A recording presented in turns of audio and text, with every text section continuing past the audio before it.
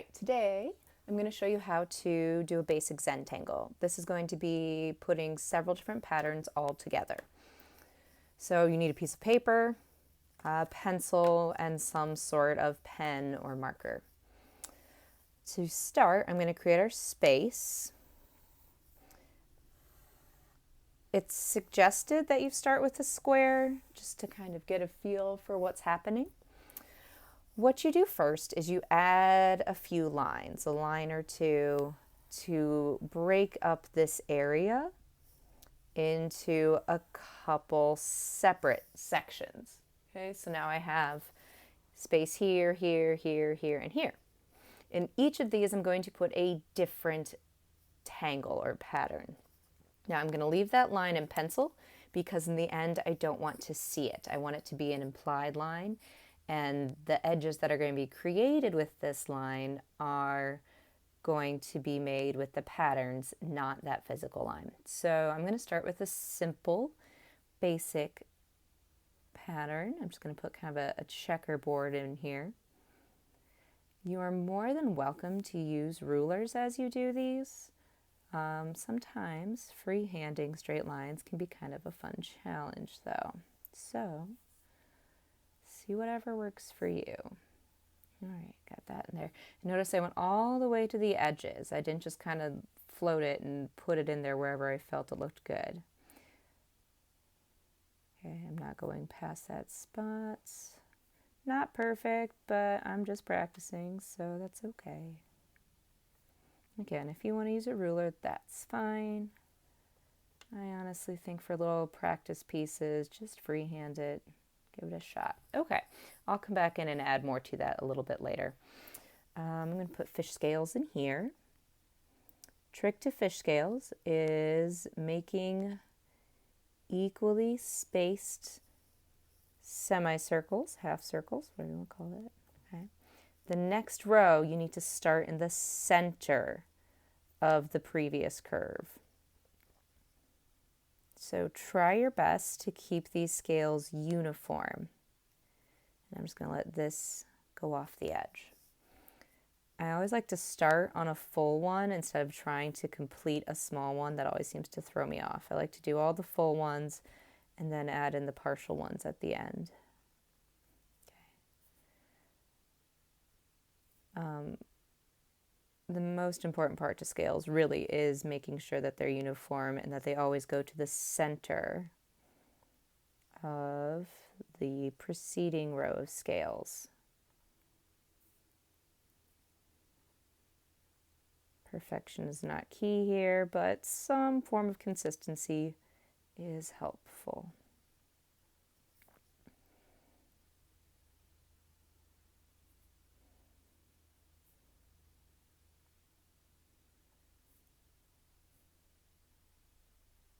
I'm getting a little messy here, but you can see what's happening.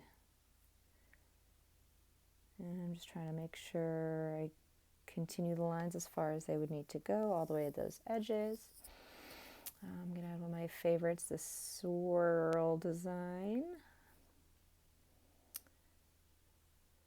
I have another video tutorial on how to do several of these kind of starter Zentangles if you need. So feel free to look that up on my YouTube channel if you need some guidance. But basically with these, do a swirl until you run into something. And then either stop it or overlap, or underlap in this case. I don't even really know if underlap is a word. It is now. And I just keep going, filling in the space, going all the way to the edges. Now this is looking very uniform. If you wanted a little more random, put several swirls out there to start with and then fill in the space between them. That'll keep it from looking so rigid and like perfect lines.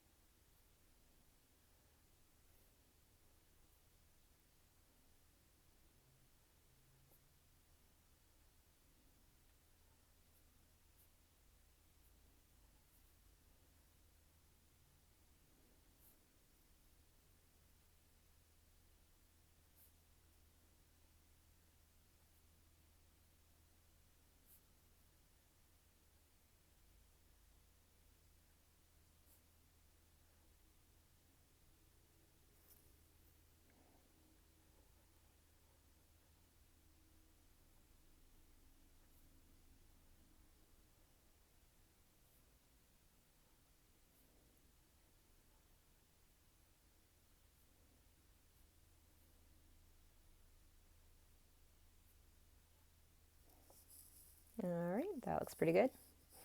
All right, this one, I'm going to do kind of a fun little overlap design. I'm fairly certain I did when I was little. I'm just going to go back and forth, making a curved line. You can make up your own Zentangles. You don't have to look them up and do something that's already been done. Do whatever works for you. Boom. There we go. I might add a little texture to that later. All right, now I've got this last guy that I need to work out. Ooh, I'm going to do my wavy lines. Now, here's where things get a little interesting. This whole space is the same, so I've got to kind of pretend where that line went and then come back. Wavy lines are fun. You can keep them very, very regular and keep them, or curvy lines as I should say, keep them very regimented, or you can kind of stretch and have a little fun with them. Make them a little bit more irregular, for lack of a better word there.